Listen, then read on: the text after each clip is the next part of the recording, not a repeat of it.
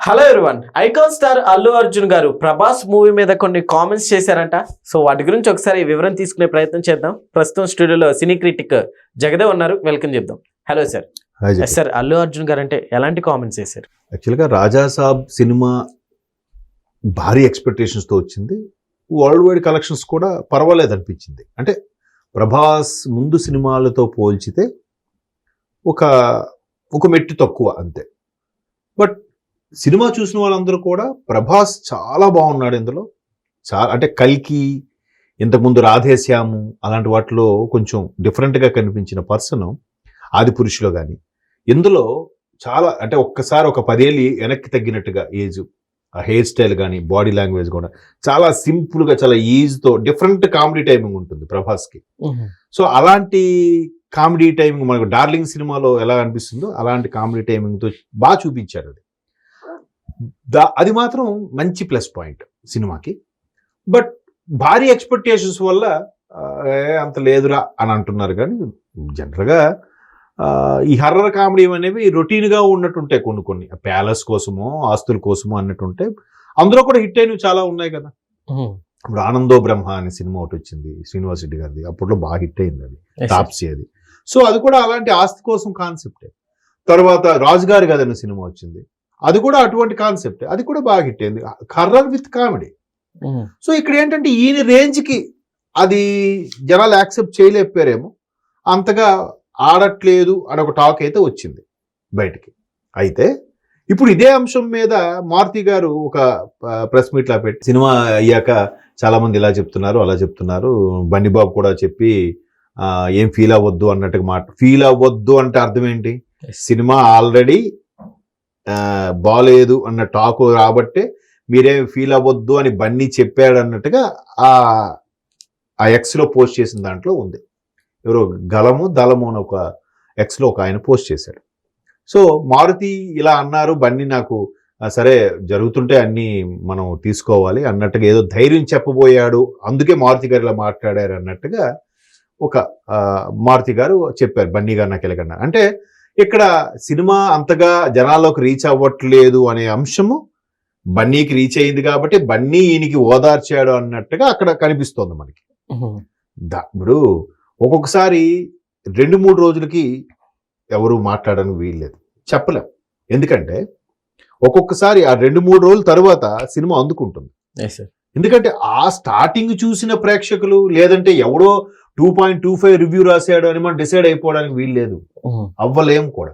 ఈ మధ్యకాలం వచ్చిన కొన్ని సినిమాలు సినిమా బాగానే ఉంది కదా, ఎందుకు ఆడలేదు అనిపిస్తూ ఉంటది. ఇప్పటికీ టీవీలో వస్తున్నవి బెస్ట్ ఎగ్జాంపుల్ కలేజా ఉంది. కలేజా సినిమా చూడండి, బాగానే ఉంటుంది, ఎందుకు ఆడలేదు అంటారు? నోబడీ నోస్ ఆ పర్టికులర్ సిచ్యువేషనా, టైమింగా, లేదా కాంటెక్స్టా. ఇప్పుడు అలాగే ఒకసారి ఎవరు త్రివిక్రమ్ గారు గురించి ఎవరో ఒక ఇంటర్వ్యూలో చెప్పారు, వాడి మిత్రుడు ఎవరో.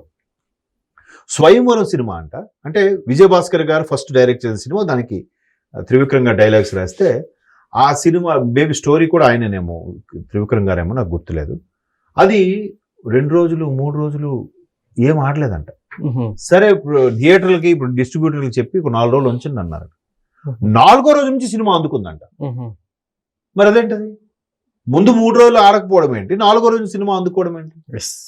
సేమ్ పవన్ కళ్యాణ్ గారి సినిమా తొలి ప్రేమ కూడా అలాగే, మొదటి 10 రోజులు 15 రోజుల వరకు టాకే లేదు. పవన్ కళ్యాణ్ సినిమారా, చిరంజీవి గారి తమ్ముడు సినిమారా, ఇలాగా మాట్లాడేవారు. Songs super hit, cinema blockbuster. ఎప్పుడు? ఫస్ట్ వీక్ అయిన తర్వాత. అదెట్లా అంటే థియేటర్లో సినిమా ఉండి థియేటర్లో చూడాలనుకుంటే చూస్తే ఆ థియేటర్ ఎక్స్పీరియన్స్ వేరుంటుంది. సార్, కాస్త పబ్లిక్ అంటే దాన్ని యాక్సెప్ట్ చేయడానికి కావచ్చు, మైండ్కి ఎక్కడానికి టైం పడుతుంది. ఈవెన్ కేజీఎఫ్ కూడా చూడండి, ఫస్ట్ అటెంప్ట్ ఎవరికి ఎక్కలే. అవును, అసలు తర్వాత కళ్ళు మూసుకొని ఆలోచించి ఒక్కొక్క సీన్ ఎలివేట్ చేసుకుంటే అబ్బా ఏం స్క్రీన్ ప్లే రా, ఏం తీసాడరా బాబు, నిజంగా ప్రశాంత్ రీల్, యష్ ఎలివేషన్స్ కూడా సూపర్గా ఉంటాయి, ఆ బ్యాక్గ్రౌండ్ స్కోర్ కానీ. ఎట్లా మరి? సో టైం కావాలి. మొదటి రోజు ప్రివ్యూ చూసేసి నువ్వు రేటింగ్ రాసిస్తానంటే నిర్మాత పొట్టకొడుతున్నావు, ఇండస్ట్రీలో పొట్టకొడుతున్నావు, 24 క్రాఫ్ట్స్ ఆధారపడుతున్న వాళ్ళని రోడ్డు మీదకి లాగేస్తున్నావు. అటువంటి ప్రొడ్యూసరు మరి అరే లాస్ వచ్చింది కానీ సినిమా తీయకపోతే నెక్స్ట్ ఇండస్ట్రీ ఎలా బతుకుతుందండి? కరోనా టైంలో అందరూ లాక్డౌన్ అయిపోతే నిజంగా ఇండస్ట్రీలో ఉండే కార్మికులు ఎంత ఇబ్బంది పడ్డారండి. ఎస్ సార్, అవును. చాలా మంది ప్రొడ్యూసర్లు, చిరంజీవి గారు లాంటి వాళ్ళు మళ్ళా ముందుకొచ్చి వాళ్ళు ఏమో వేసుకొని మినిమం ఫ్రంట్ లైన్ వర్కర్స్ వాళ్ళకైనా ఇవ్వాలని చెప్పి ఒక్కొక్క ఇంటికి ఒక బియ్యం బస్తా, 2 ఆయిల్ ప్యాకెట్లు, పప్పులు కేజీ చొప్పున రకరకాల అలాగే ఇచ్చారు. నేను విట్నెస్ దానికి. ఓకే. మీడియాలో అప్పుడు ఉండి చాలా మందికి చేరవేయడం కూడా చేశాను నేను. అంటే అలాంటి పనులు చేయాల్సి వచ్చిందంటే వాళ్ళకి భృతి లేకపోతే కదా చేయాల్సి వస్తుంది. ఇప్పుడు ఇలా రివ్యూస్ రాసి వాళ్ళు పట్టకూడితే రేపొద్దున ప్రొడ్యూసర్ అని కూడా సినిమా తీయకపోతే వీళ్ళందరినీ ఎవరు పెంచి పోషిస్తారని?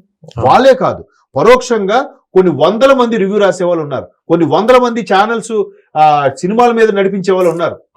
అవునా? క్రిటిసిజం అని, రివ్యూస్ అని, తోటకూర ఏదో అని. అందుకే పూరి జగన్నాథ్ గారు ఎప్పుడో చెప్పారు, ఏది నేనింతే సినిమాలో డైలాగ్ ఉంటుంది, షియాజ్ షిండే ప్రొడ్యూసర్, అందులో ఆడు ఫోన్ చేస్తాడు, యుఎస్లో ఫోన్ చేస్తే ఆ మేనల్డ్ మావయ్య సినిమా బాగుందండి మావయ్య, రివ్యూ చూశానంటే. సినిమా చూడకుండా రివ్యూ చూస్తామంటారా, ముందు సినిమా చూడరా, ఎవడో రాసింది అంటే. వాడికి ఇవాళ రేపు చాలా మంది డబ్బులు ఇస్తే కానీ రివ్యూ రాయని వాళ్ళు కూడా ఉన్నారులే, కొద్ది మంది, అందరూ కాదు. సో అలాంటి నడుస్తున్న రోజుల్లో సినిమాని ఎలా డిసైడ్ చేస్తావు? నువ్వు ఒక్కసారి ఊహించుకొని ఇమాజిన్ చేసుకొని నిజంగా రాజాసాబ్ సెట్ మన ప్రభాస్ని ఇలా పెడదాం, ఇలా అది ఎంత థాట్ అది. నువ్వు తీయ సినిమా తీవే చూస్తాను నేను. 2.5 గంటల సినిమా కాదు, 10 నిమిషాలు షార్ట్ ఫిల్మ్ తీ, నువ్వు చెప్తా ఇలాంటి ఎలివేషన్స్ తో తీలేవే. నువ్వు మాత్రం సింపుల్ గా సినిమా బాగాలేదురా, సినిమా రాడ్రా, రచ్చ రంబోలరా, ఏవో పెడతారు, రాడ్ రంబోలా అంట ఏదో డైలాగ్ కాదు. నిన్న ఎవరో అమ్మాయిలు నలుగురు చేసి నానమ్మ అమృతాంజన్ ఇవ్వా, నానమ్మ $30 ఇవ్వా అని ఏదో ఎటకారం చేస్తున్నారు రాజాసాబ్ సినిమా సమయం. వాళ్ళ నానమ్మ డైలాగులు ప్రభాస్ డైలాగులు కలిపి. నిజమే, మీకు నచ్చలేదు అక్కడ. వాళ్ళు నిజంగా వాళ్ళకి కూడా తెలిస్తే మళ్ళీ ఒకసారి ప్రివ్యూ చూసుకొని సీన్స్ మారుస్తారు కదా. అరే ఇక్కడ ఈ సీన్ ఇక్కడ ఇంకా బాగా చేయండి, ఇంకో చేద్దాం, అలా చేయొచ్చు కదా. వాళ్ళకి కూడా బాగుంది అనిపించి బట్టి కదా కంటిన్యూ చేశారు. ఎడిటర్ చూస్తాడు, ప్రివ్యూ చూస్తారు, డిస్ట్రిబ్యూటర్లు చూస్తారు, ప్రొడ్యూసర్ చూస్తాడు, ఆర్ఆర్ మిక్స్ చేసినప్పుడు మ్యూజిక్ డైరెక్టర్ చూస్తాడు.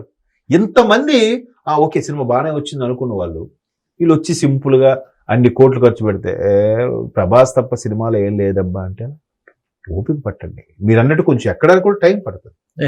సో మొత్తం మీద మారుతి ఒకవేళ డిసప్పాయింట్ అవుతారేమో అని బన్నీ ధైర్యం చెప్పేలా ఫోన్ చేశారనే విషయం మారుతి గారు చెప్పడం, బన్నీ కూడా ప్రభాస్ సినిమా ఫ్లాప్ అని చెప్పేశాడా.